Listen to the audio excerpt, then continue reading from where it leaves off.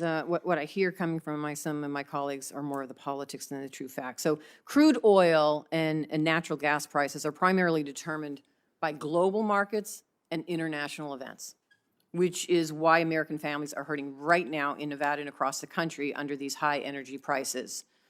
I'm hearing this conversation about threats against capital in the industry, but here's a fact. Oil and gas companies certainly are not hurting. The 6 largest publicly traded oil and gas companies, including Shell, reported combined profits of $90 billion for 2021.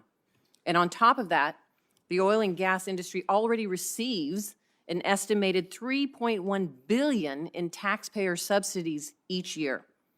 In recent days, major oil companies in the United States have said that they would rather use their earnings from higher prices to boost payouts to shareholders and expand their operations slowly rather than rush to drill new or develop existing wells. So, Ms. Hirsch, my question to you is, can you explain at a time like this why your company would be prioritizing payouts to shareholders rather than working to increase our oil supply? Yes, thank you, Senator. Thanks for the question.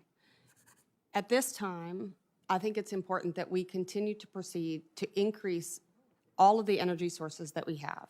And that includes looking at what are the levers that we have to make sure that we can add additional electrons into the system.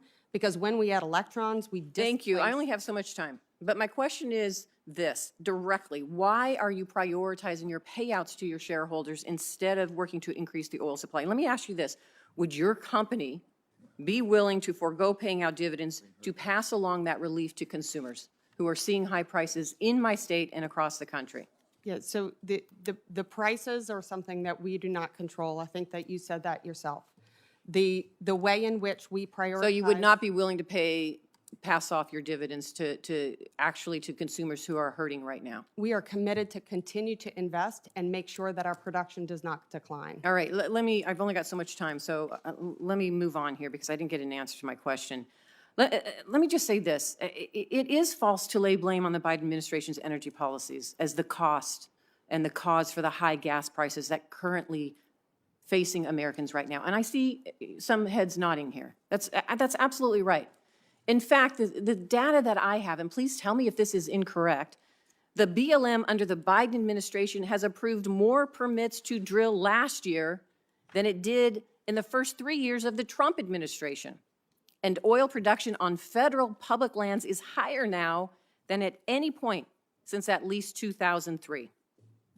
We have heard this statistic. The oil and gas industry has more than 9,100 approved permits to drill that have not yet been put into use, and 14 million acres of leased public lands that have not been put into production. And I keep hearing, well, we got to increase production, but there is the opportunity to already do that. So, Mr. Elkin, can you explain to me why are oil and gas permits going unused if they could help lower costs? And then could you also distinguish between federal and public lands? My understanding is 90% of oil production in the U.S. takes place on private and state-owned land, and we're only talking about 10% on federal land. So can you answer those questions for me, if that's true? And if it's not, please clarify for me.